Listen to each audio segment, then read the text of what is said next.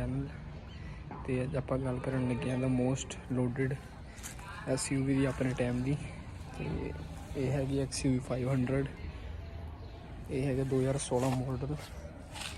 ਤੇ ਅੱਜ ਮੈਂ ਤੁਹਾਨੂੰ ਇਹਦਾ ਰਿਵਿਊ ਦਊਂਗਾ। ਇੱਕ ਵਾਰ ਪਹਿਲਾਂ ਗੱਡੀ ਦੀ ਲੁੱਕਸ ਚੈੱਕ ਕਰ ਲਓ। ਇਹ 'ਚ 17 ਇੰਚਸ ਅਲੋਏ ਪਏ ਹੋਏ ਆ, 6 ਸਪਾਈਕਸ ਅਲੋਏ। ਤੇ ਹੁਣ ਆਪਾਂ ਕਾਰ ਦੇ ਅੰਦਰ ਆ ਗਏ ਹਾਂ। ਤੇ ਜੇ ਆਪਾਂ ਕਾਰ ਦੇ ਅੰਦਰੋਂ ਦੇਖੀਏ ਕੁਛ ਇੱਦਾਂ ਦਿਖਦੀ ਹੈ ਕਾਰ।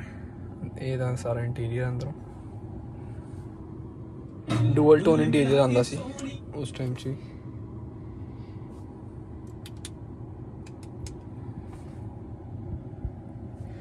ਤੇ ਇਹ ਕਾਰ ਹੈਗੀ ਆ ਆਟੋਮੈਟਿਕ ਟਰਾਂਸਮਿਸ਼ਨ।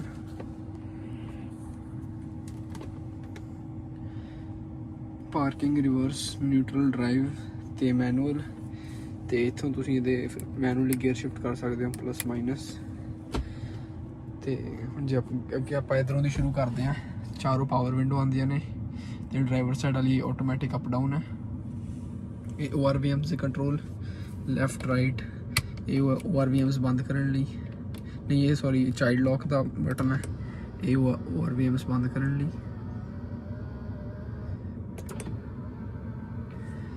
ਤੇ ਹੁਣ ਆਪਾਂ ਅੱਗੇ ਆਉਂਦੇ ਹਾਂ। ਇਹ 'ਚ ਆਉਂਦੇ ਆ ਆਟੋਮੈਟਿਕ ਹੈਡਲੈਂਪਸ।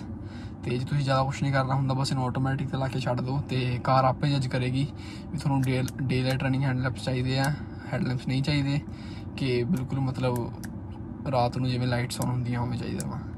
ਤੇ ਤੁਸੀਂ ਬਿਲਕੁਲ ਟੈਨਸ਼ਨ ਨਹੀਂ ਲੈਣੀ, ਬਸ ਆਟੋਮੈਟਿਕ 'ਤੇ ਲਾ ਕੇ ਛੱਡ ਦਿਓ। ਤੇ ਇੱਕ ਵਾਰ ਆਪਾਂ ਕਾਰ ਨੂੰ ਸਟਾਰਟ ਵੀ ਕਰ ਲੈਂਦੇ ਹਾਂ। ਇਹ ਡੀਜ਼ਲ ਇੰਜਨ ਹੈ। ਤੇ ਜੇ ਹੁਣ ਆਪਾਂ ਇੱਧਰੋਂ ਗੱਲ ਕਰੀਏ, ਇਹ 'ਚ ਵੀ ਆ ਜਾਂਦੇ ਆ ਆਟੋਮੈਟਿਕ ਵਾਈਪਰਸ। ਤਾਂ ਇਹ ਕਾਰ ਇੱਥੋਂ ਸੈਂਸਰ ਹੁੰਦੇ ਆ ਇੱਥੇ ਲੱਗੇ, ਉਹ ਆਪੇ ਜੱਜ ਕਰ ਲੈਂਦੇ ਆ ਵੀ ਕਿੰਨੀ ਬਾਰਿਸ਼ ਪੈ ਰਹੀ ਹੈ। ਤੇ ਉਸ ਹਿਸਾਬ ਨਾਲ ਇਹ ਫਿਰ ਦੇਖ ਲੈਂਦੇ ਆ ਵੀ ਕਿੰਨੀ ਸਪੀਡ ਰੱਖਣੀ ਹੈ, ਕੀ ਹਿਸਾਬ ਕਿਤਾਬ ਆ। ਤੇ ਰੀਅਰ ਵਾਈਪਰ ਇੱਥੋਂ ਤੁਸੀਂ ਐਵੇਂ ਕਿ ਘੁਮਾ ਕੇ ਔਨ ਕਰ ਸਕਦੇ ਹੋ। ਪਿੱਛੇ ਹੈਗਾ ਰੀਅਰ ਵਾਈਪਰ,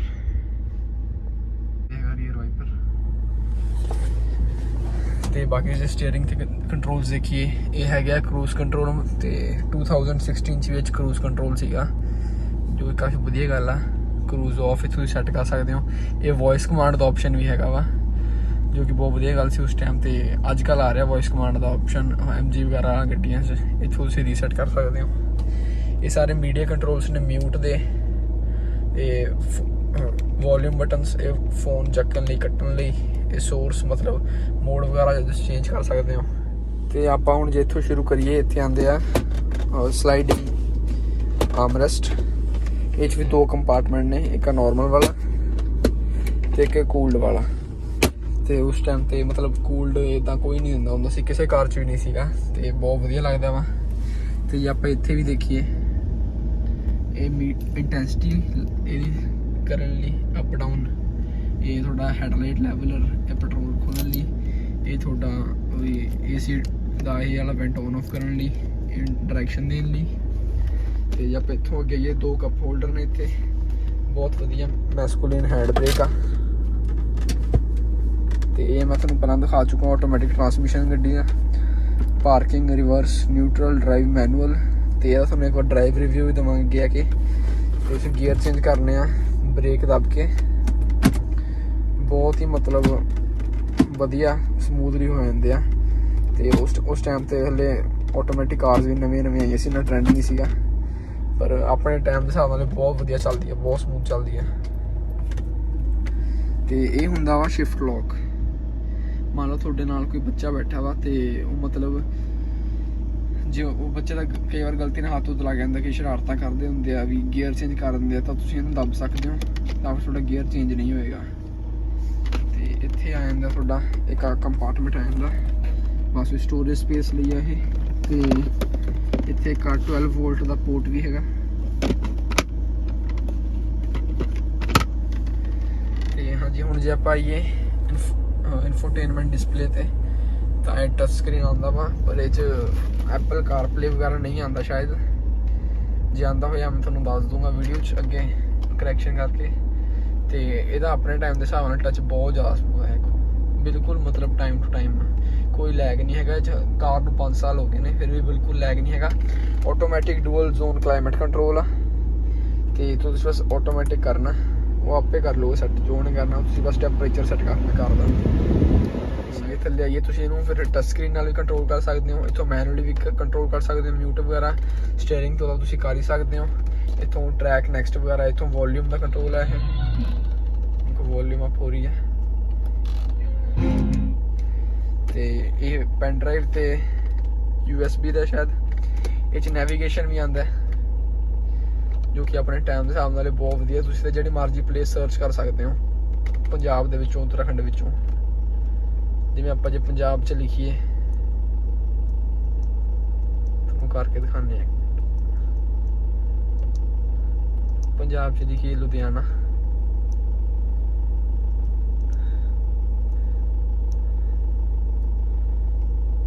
ਸਰਚ ਤਾਂ ਇੱਥੋਂ ਤੁਹਾਨੂੰ ਦਿਖਾ ਦੂਗਾ ਵੀ ਲੁਧਿਆਣਾ ਮੇਨ ਕਿੱਥੇ ਆ। ਜੇ ਮੰਨ ਲਓ ਤੁਸੀਂ GNE ਜਾਣਾ ਲੁਧਿਆਣੇ, ਤੇ ਨੈਵੀਗੇਟ ਟੂ ਕਰ ਦੇਣਾ ਤੁਸੀਂ ਬਸ। ਤੇ ਇਹ ਵੀ ਬਹੁਤ ਵਧੀਆ ਫੀਚਰ ਲੱਗਦਾ ਮੈਨੂੰ। ਤੇ ਇੱਥੋਂ ਤੁਸੀਂ ਹੋਮ ਤੇ ਆ ਸਕਦੇ ਹੋ, ਫਿਰ ਤੋਂ ਮੀਡੀਆ, ਫੋਨ, ਨੈਵੀਗੇਸ਼ਨ, ਕਾਰ ਇਨਫੋ ਵੀ ਦਿੰਦਾ ਹੈ ਤੁਹਾਨੂੰ, ਕਿ ਤੁਹਾਡੀ ਕਾਰ ਕਿੰਨੀ ਹਲੇ ਚੱਲਣੀ ਆ, ਤੇ ਕੋਈ ਅਲਰਟ ਆਉਂਦਾ ਜੇ ਤੇ ਸਰਵਿਸ ਇਨਫੋ ਆਉਂਦੀ ਹੈ, ਕੁਛ ਲਾਈਕ ਹੈ ਨਹੀਂਗਾ, ਤਾਂ ਇਹ ਬਿਲਕੁਲ ਠੀਕ ਆ।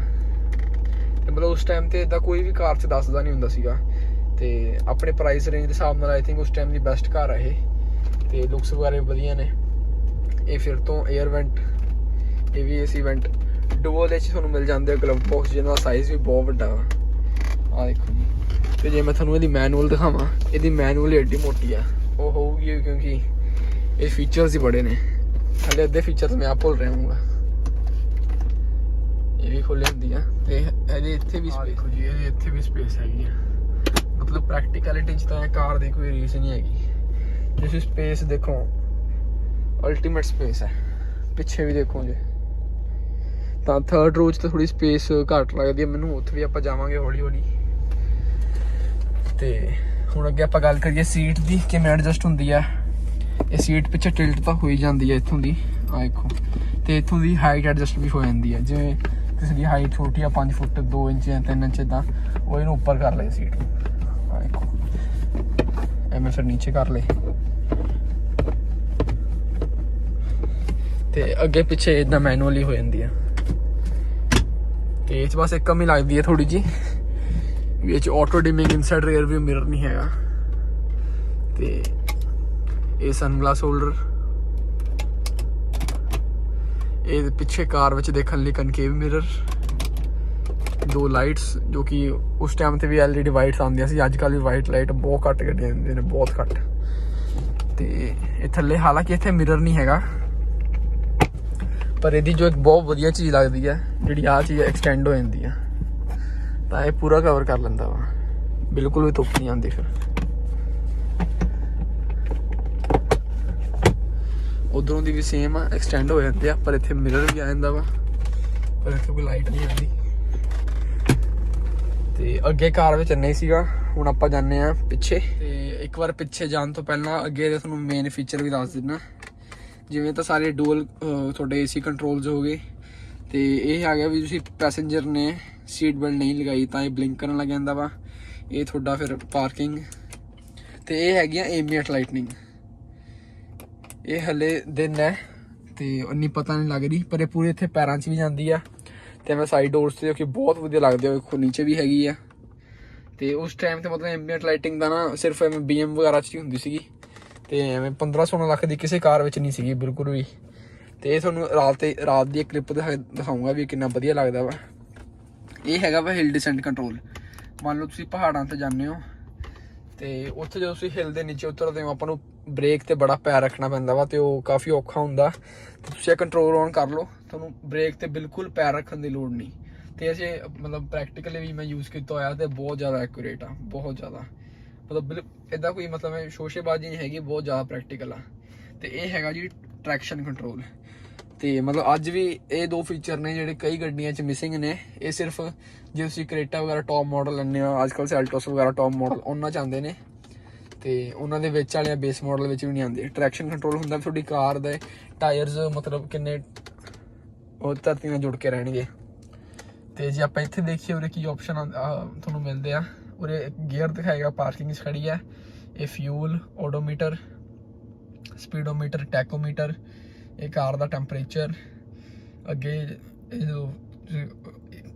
ਕਾਰ ਏਸੀ ਤੇ ਖੜੀ ਹੁੰਦੀ ਹੈ, ਸੀਟ ਬੈਲਟ ਵਗੈਰਾ ਦੇ ਸਾਰੇ ਉਰੇ ਇੰਡੀਕੇਟਰ ਆ ਜਾਂਦੇ ਆ। ਤੇ ਹੁਣ ਆਪਾਂ ਚੱਲਦੇ ਹਾਂ ਪਿੱਛੇ। ਤੇ ਹੁਣ ਆਪਾਂ ਕਾਰ ਦੇ ਹੈਗੇ ਪਿੱਛੇ ਹੀ। ਇੱਕ ਦੇਖੋ ਆਟੋਮੈਟਿਕ ਵਿੰਡੋ ਆਪਣਾ ਉਹਨਾਂ, ਹਾਲਾਂਕਿ ਇਹ 1 ਟੱਚ ਨਹੀਂ ਹੈਗੀ, ਬਹੁਤ ਜ਼ਿਆਦਾ ਸਪੇਸ ਡੋਰਸ ਦੇ ਨੀਚੇ। ਤੇ ਜੇ ਆਪਾਂ ਅੰਦਰ ਆਈਏ, ਬਿਲਕੁਲ ਇੱਕ ਪ੍ਰੋਪਰ ਥੱਟ ਨਾਲ ਦਰਵਾਜ਼ਾ ਬੰਦ ਹੁੰਦਾ, ਜਦੋਂ ਪਤਾ ਲੱਗਦਾ ਵੀ ਇਹਨਾਂ ਦੀ ਬਿਲਡ ਕੁਆਲਿਟੀ ਕਿੰਨੀ ਵਧੀਆ ਵਾ। ਤੇ ਆਪਾਂ ਇੱਧਰਲੀ ਸੀਟ 'ਤੇ ਆਈਏ, ਤੁਹਾਨੂੰ ਸਕੂਪਡ ਆਊਟ ਸੀਟ ਬੈਗਸ ਮਿਲ ਜਾਂਦੇ ਆ ਵਿਦ ਮੈਗਜ਼ੀਨ ਹੋਲਡਰ। ਹਾਲਾਂਕਿ ਇਹਦੇ ਏਸੀ ਵੈਂਟਸ ਆਉਂਦੇ ਆ ਇੱਥੇ, ਆ ਦੇਖੋ ਜੀ, ਇਹ ਤੁਸੀਂ ਔਨ ਆਫ ਕਰ ਸਕਦੇ ਹੋ, ਇੱਥੋਂ ਡਾਇਰੈਕਸ਼ਨ ਦੇ ਸਕਦੇ ਹੋ। ਸੇਮ ਕੇਸ ਹੀ ਉੱਧਰ। ਤੇ ਇਹ ਚੀਜ਼ ਹੈਗੀ ਆ ਜੀ, ਇਹ ਹੈਗਾ ਲੰਬਰ ਸਪੋਰਟ ਤੁਹਾਡੀ ਕਾਰ ਲਈ। ਅੱਗੇ ਡਰਾਈਵਰ ਜਾਂ ਇਹ ਸਿਰਫ ਪੈਸੇਂਜਰ ਨੂੰ ਮਿਲਦਾ ਵਾ। ਇਹਨੂੰ ਜਦੋਂ ਤੁਸੀਂ ਘੁਮਾਉਂਦੇ ਹੋ ਤਾਂ ਜਿਹੜੀ ਤੁਹਾਡੀ ਆ ਬੈਕ ਸਪੋਰਟ ਹੁੰਦੀ ਆ, ਇਹ ਅੱਗੇ ਪਿੱਛੇ ਹੁੰਦੀ ਹੈ ਐਜ਼ ਅ ਕੁਸ਼ਨਿੰਗ। ਤਾਂ ਇਹ ਮਤਲਬ ਬਹੁਤ ਜ਼ਿਆਦਾ ਪ੍ਰੈਕਟੀਕਲ ਆ, ਮੈਂ ਆਪ ਯੂਜ਼ ਕਰਕੇ ਦੇਖੀ ਆ। ਆਹ ਦੇਖੋ ਜੀ, ਉਹ ਪਿੱਛੇ ਨੂੰ ਜਾ ਰਹੀ ਹੈ। ਇੰਨਾ ਤੁਹਾਨੂੰ ਹਾਲਾਂਕਿ ਵੀਡੀਓ 'ਚ ਪਤਾ ਨਹੀਂ ਲੱਗ ਰਿਹਾ ਹੋਣਾ, ਪਰ ਰੀਅਲ ਲਾਈਫ 'ਚ ਪੈਂਦਾ ਫਰਕ। ਮੈਂ ਤੁਹਾਨੂੰ ਟਰਾਈ ਕਰਦਾ, ਤੁਹਾਨੂੰ ਪਤਾ ਲੱਗ ਰਿਹਾ।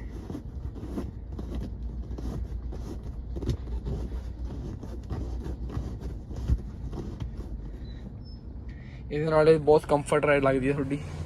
ਤੇ ਇੱਕ ਵਾਰ ਪਿੱਛੋਂ ਵੀ ਦੇਖ ਲਓ ਸਾਰਾ ਡੈਸ਼ਬੋਰਡ ਅੱਗੇ। ਤੇ ਇਹਦੇ ਇੱਥੇ ਰੀਡਿੰਗ ਲਾਈਟਸ ਆਉਂਦੀਆਂ ਨੇ ਵਿਦ ਦਾ ਹੁੱਕ ਐਂਡ ਫੜਨ ਲਈ। ਇੱਧਰੋਂ ਵੀ ਸੇਮ ਰੀਡਿੰਗ ਲਾਈਟਸ, ਹੁੱਕ ਤੇ ਉਹ। ਤੇ ਜੇ ਆਪਾਂ ਹੁਣ ਸਪੋਰਟ ਦੀ ਗੱਲ ਕਰੀਏ, ਥਾਈ ਸਪੋਰਟ ਬਹੁਤ ਵਧੀਆ ਕਾਰ ਦਾ, ਮਤਲਬ ਬਹੁਤ ਜ਼ਿਆਦਾ ਵਧੀਆ। ਤੇ ਨੀ ਸਪੋਰਟ ਵੀ ਵਧੀਆ ਵਾ। ਮੇਰੀ ਹਾਈਟ ਹੈਗੀ ਆ 5'6", ਤੇ ਮੇਰੇ ਲਈ ਬਹੁਤ ਵਧੀਆ। ਜੇ ਕੋਈ 6 ਫੁੱਟ ਦਾ ਬੰਦਾ ਵੀ ਬੈਠੇ, ਉਹਨੂੰ ਥਾਈ ਸਪੋਰਟ ਥੋੜ੍ਹਾ ਜਿਹਾ ਲੱਗੂਗਾ ਘੱਟ, ਪਰ ਨੀ ਸਪੋਰਟ ਤੇ ਲੈਗ ਰੂਮ ਤਾਂ ਬਹੁਤ ਜ਼ਿਆਦਾ ਕਾਰ 'ਚ, ਬਹੁਤ ਜ਼ਿਆਦਾ। ਇੱਥੇ ਤੁਹਾਨੂੰ ਮਿਲ ਜਾਂਦੀ ਹੈ ਜੀ 3 ਐਡਜਸਟੇਬਲ ਹੈਡਰੈਸਟ, ਜੋ ਕਿ ਬਹੁਤ ਘੱਟ ਗੱਡੀਆਂ ਦਿੰਦੀਆਂ ਨੇ, ਪਤਾ ਨਹੀਂ ਕਿਉਂ। ਉਰੇ ਤੁਹਾਨੂੰ ਆ ਜਾਂਦੀ ਹੈ ਇੱਕ ਆਰਮਰੈਸਟ ਵਿਦ 2 ਕੱਪ ਹੋਲਡਰਸ। ਤੇ ਇਹਨੂੰ ਤੁਸੀਂ ਐਵੇਂ ਬੰਦ ਵੀ ਕਰ ਸਕਦੇ ਹੋ ਜੇ ਤੁਸੀਂ 3 ਜਣੇ ਨੇ ਬਿਠਾਉਣਾ ਵਾ। ਤੇ ਉਰੇ ਸਭ ਤੋਂ ਵੱਡੀ ਗੱਲ, ਫਲੋਰ ਬਿਲਕੁਲ ਫਲੈਟ ਆ ਤੇ 3 ਜਣੇ ਆਰਾਮ ਨਾਲ ਬਹਿ ਸਕਦੇ ਆ। ਨਹੀਂ ਤਾਂ ਕਈ ਗੱਡੀਆਂ 'ਚ ਉਰੇ ਹੰਪ ਜਿਹਾ ਹੁੰਦਾ, ਸੈਂਟਰ ਵੀ ਬਹੁਤ ਵੱਡਾ, ਜਿਹਦੇ ਨਾਲ ਬਹਿਣਾ ਔਖਾ ਹੋ ਜਾਂਦਾ ਵਾ। ਤੇ ਸੈਕਿੰਡ ਰੋ 'ਚ ਇਹੀ ਕੁਛ ਸੀਗਾ। ਤੇ ਹੁਣ ਮੈਂ ਤੁਹਾਨੂੰ ਲੈ ਕੇ ਜਾਣਾ 3rd ਰੋ 'ਚ। ਤੇ ਜੀ ਇਸ ਕਾਰ ਦੀ ਇੱਕ ਹੋਰ ਬੜੀ ਵਧੀਆ ਗੱਲ ਆ ਕਿ ਜਿਹੜਾ ਤੁਸੀਂ ਇਹਦਾ ਰਿਕਲਾਈਨ ਐਂਗਲ ਆ, ਸੀਟਸ ਇੱਥੋਂ ਚੇਂਜ ਕਰ ਸਕਦੇ ਹੋ ਬੜੇ ਆਰਾਮ ਨਾਲ। ਮਤਲਬ ਜੇ ਕੋਈ 3rd ਰੋ 'ਚ ਨਹੀਂ ਬੈਠਾ ਤਾਂ ਤੁਸੀਂ ਇਹਨੂੰ ਬਿਲਕੁਲ ਐਵੇਂ ਪਿੱਛੇ ਵੀ ਕਰ ਸਕਦੇ ਹੋ, ਜੇ ਤੁਸੀਂ ਸਿੱਧੇ ਹੋ ਕੇ ਬਹਿਣਾ ਇਹਨੂੰ ਅੱਗੇ ਵੀ ਕਰ ਸਕਦੇ ਹੋ। ਇਹ ਬਿਲਕੁਲ ਤੁਹਾਡੇ ਵਿਸ਼ 'ਤੇ ਆ। ਤੇ ਅੱਜ ਕੱਲ੍ਹ ਤਾਂ ਕਿਸੇ ਵੀ ਕਾਰ 'ਚ ਨਹੀਂ ਹੁੰਦਾ ਹੈਗਾ। ਤੇ ਹੁਣ ਆਪਾਂ ਉੱਧਰਲੀ ਸਾਈਡ ਤੋਂ ਜਾਂਦੇ ਹਾਂ 3rd ਰੋ 'ਤੇ। ਜੇ ਤੁਸੀਂ 3rd ਰੋ 'ਤੇ ਜਾਣਾ, ਹਾਂ ਦੇਖੋ, ਇਹਨੂੰ ਬਸ ਪੁੱਲ ਕਰਕੇ ਐਂ ਸਿੱਟ ਦੇਣਾ। ਤੇ ਥੱਲੇ ਦੇ ਇੱਕ ਸਵਿਚ ਹੁੰਦੀ ਆ, ਉਹਨੂੰ ਤੁਸੀਂ ਪੁੱਲ ਕਰਨਾ ਤੇ ਇਹ ਐਵੇਂ ਟੰਬਲ ਹੋ ਜੂ ਬੜੇ ਆਰਾਮ ਨਾਲ। ਤੇ ਕੋਈ ਵੀ ਬੰਦਾ ਬੜੇ ਆਰਾਮ ਨਾਲ ਪਿੱਛੇ ਜਾ ਸਕਦਾ ਐਵੇਂ। ਮੈਂ ਤੁਹਾਨੂੰ ਜਾ ਕੇ ਦਿਖਾਉਣਾ। ਹਾਲਾਂਕਿ ਪਿੱਛੇ ਸਪੇਸ ਨਹੀਂ ਹੁੰਦੀ ਕਿਸੇ ਵੀ ਕਾਰ 'ਚ। ਇਹਨੂੰ ਆਪਾਂ ਵਾਪਸ ਰੱਖ ਦਿੰਦੇ ਹਾਂ। ਆਹ ਦੇਖੋ ਜੀ, ਪਿੱਛੇ ਅੰਡਰ ਥਾਈ ਸਪੋਰਟ ਤਾਂ ਬਿਲਕੁਲ ਮਿਸਿੰਗ ਹੈ। ਹਾਲਾਂਕਿ ਨੀ ਰੂਮ ਠੀਕ ਹੈ ਤੇ ਲੈਗ ਰੂਮ ਵੀ ਬਹੁਤ ਘੱਟ ਹੈ। ਇੱਥੇ ਸਿਰਫ ਬੱਚੇ ਹੀ ਬਹਿ ਸਕਦੇ ਆ। ਤੇ ਇੱਧਰ ਤੁਹਾਨੂੰ ਕੱਪ ਹੋਲਡਰ ਮਿਲ ਜਾਂਦਾ, ਏਸੀ ਵੈਂਟਸ ਮਿਲ ਜਾਂਦੇ ਆ। ਤੇ ਇਹ ਵੀ ਕੁਛ ਹੈਗਾ ਹੈ, ਮੈਨੂੰ ਪਤਾ ਨਹੀਂ, ਇਹ ਵੀ ਥੋੜੀ ਸਟੋਰੇਜ ਸਪੇਸ। ਆ ਦੇਖੋ, ਇੱਥੇ ਤੁਹਾਨੂੰ ਏਸੀ ਦੇ ਕੰਟਰੋਲਸ ਵੀ ਮਿਲਦੇ ਆ। ਤੇ ਇਹ ਵੀ ਏਸੀ ਵੈਂਟਸ, ਇਹ ਵੀ ਸਪੇਸ। ਤੇ ਪਿੱਛੇ ਬਸ ਨਹੀਂ ਹੈ। ਹਾਲਾਂਕਿ ਤੁਹਾਨੂੰ ਸੀਟ ਬੈਲਟਸ ਵੀ ਮਿਲ ਜਾਂਦੀਆਂ ਨੇ ਪਿੱਛੇ, ਜੋ ਕਿ ਬਹੁਤ ਵਧੀਆ ਗੱਲ ਆ। ਤੇ 2 ਐਡਜਸਟੇਬਲ ਹੈਡਰੈਸਟ ਵੀ। ਤੇ ਜੇ ਹੁਣ ਤੁਸੀਂ ਅੱਗੇ ਜਾਣਾ, ਸੇਮ ਐਵੇਂ ਆ ਦੇਖੋ, ਸੀਟ ਆਪੇ ਟੰਬਲ ਹੋ ਜਾਂਦੀ।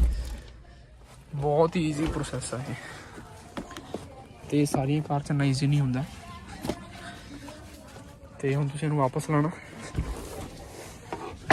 ਤਾਂ ਇਹਨੂੰ ਬਸ ਐਵੇਂ ਕਰਕੇ, ਮਤਲਬ ਇਹ ਕੋਈ ਸਿੰਗਲ ਹੈਂਡਡਲੀ ਕਰ ਸਕਦੇ ਹੋ ਤੁਸੀਂ ਬੜੇ ਆਰਾਮ ਨਾਲ। ਤੁਹਾਨੂੰ ਕਾਰ ਇੱਕ ਵਾਰ ਬੈਕ ਸਾਈਡ ਤੋਂ ਦਿਖਾਉਣੀ ਹੋਵੇ, ਖੋਲ ਕੇ ਇੱਥੋਂ ਦੀ ਤੁਸੀਂ ਇਹਨੂੰ ਅੱਗੇ ਸਿੱਟ ਸਕਦੇ ਹੋ ਟੰਬਲ ਕਰਕੇ। ਤੇ ਤੁਹਾਡੀ ਬੂਟ ਸਪੇਸ ਵਧ ਜਾਂਦੀ ਹੈ। ਇੱਥੇ ਤੁਹਾਨੂੰ ਟੂਲ ਕਿਟ ਮਿਲਦੀ ਹੈ ਤੇ ਪਿੱਛੇ ਬਸ ਇੰਨਾ ਕੁਛ ਹੀ ਆ, ਹੋਰ ਤਾਂ ਕੁਛ ਨਹੀਂ ਹੈਗਾ। ਤੇ ਹੁਣ ਆਪਾਂ ਗੱਲ ਕਰਦੇ ਹਾਂ ਕਾਰ ਦੀ ਅਸੈਸਰੀਜ਼ ਕਿਹੜੀਆਂ ਕਿਹੜੀਆਂ ਲੱਗੀਆਂ ਹੋਈਆਂ ਨੇ। ਤੇ ਟੱਚ ਸਕਰੀਨ ਵਗੈਰਾ ਤਾਂ ਕਾਰ 'ਚ ਪਿੱਛੋਂ ਹੀ ਆਉਂਦੀ ਹੈ। ਇਸ ਮਾਡਲ 'ਚ ਸ਼ਾਇਦ ਇਹ ਕਾਰ 'ਚ ਆਉਂਦੀ ਹੈ ਫਲਿੱਪ ਕੀ। ਤੇ ਅਸੈਸਰੀਜ਼ ਦੀ ਗੱਲ ਕਰੀਏ, ਸਭ ਤੋਂ ਪਹਿਲਾਂ ਇਹ 'ਚ ਅਲੋਇਸ ਪਏ ਹੋਏ ਆ ਪਲੈਟੀ ਦੇ 6 ਸਪਾਈਕਸ। ਤੇ ਮੂਰੋ ਗ੍ਰਿਲ ਚੇਂਜ ਕਰਾਈ ਹੋਈ ਹੈ, ਕ੍ਰੋਮ ਗ੍ਰਿਲ। ਇਹ ਸਾਈਡ ਫੁੱਟ ਸਟੈਪ ਲਗਵਾਇਆ ਹੋਇਆ।